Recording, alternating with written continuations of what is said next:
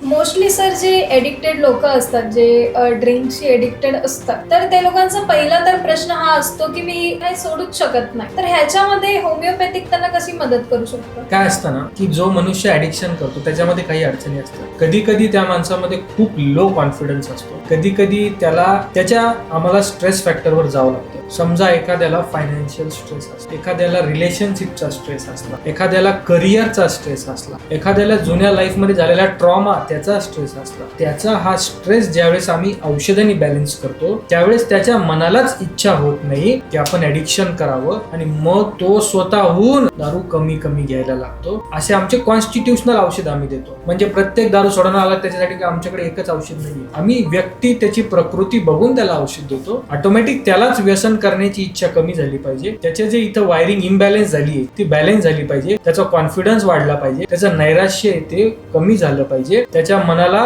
स्फूर्ती आली पाहिजे, एनर्जी आली पाहिजे, लाईफ जगण्याचं एक एन्थुझियाझम आलं पाहिजे. या सगळ्या गोष्टी औषधांनी होतात आणि मग त्यामुळेच तो ऍडिक्शन सोडू शकतो.